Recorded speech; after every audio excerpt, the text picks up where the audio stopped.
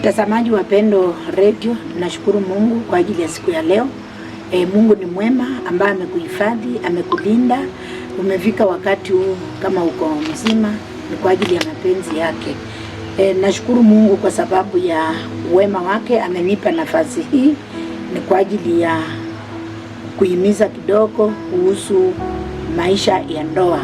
Kwa majina, mimi naitwa Bishop Catherine Sofia Malenya wa kanisa la Faith Believers Church mjini Kakamega.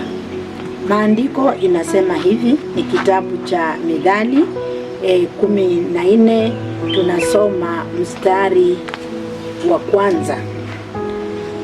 Kila mwanamke aliye na hekima hujenga nyumba yake, bali aliye mpumbavu huibomoa kwa mikono yake mwenyewe. Baba, katika jina la Yesu, nakushukuru Mungu wa amani kwa sababu ya neno lako. Napotafsiri, Jehova, nipe hekima na ujasiri na mamlaka kutoka kwako. Kila mpendwa ambaye anaenda kusikia neno hili liweze kumjenga katika imani na kumbadilisha, na ni kwa Yesu mkombozi naomba na kuamini, amen. Andiko linatuambia kwamba kila mwanamke ni mama, mwanamke ni mzee, mwanamke ni bora unaitwa mama. Mwanamke mwenye hekima anajenga nyumba yake mwenyewe. Kujenga nyumba mwenyewe inamaanisha kwamba kuna majukumu mengi ambayo utachukua katika maisha yako kama mama, na tena kwa boma yako utakaa kushughulika kama mama.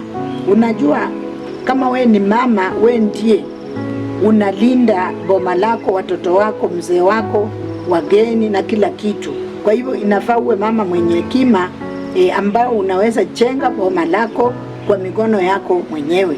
Kujenga boma si ati ni kujenga nyumba peke yake. Kuna vitu mingi sana ambao unafaa kufanya kama mama.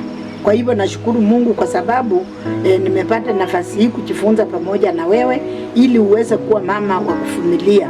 Katika ndoa ni safari mrefu sana. Unaona, unakaa kwenu miaka 18, 19 unatoka.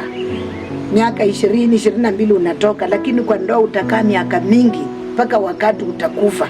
Kwa hivyo hiyo inamaanisha kwamba lazima uchenge mji huo ukijua kwamba hiyo ndio mji ambao unaenda kuishi na hapo ndio utaishi. Kwa sababu ukiwa mama ambao una hekima, utakuwa kusambaratisha boma lako, utakuwa kuangaisha boma lako, sasa litakosa mwelekeo. Nataka nikwambia kwamba kama wewe ni mama,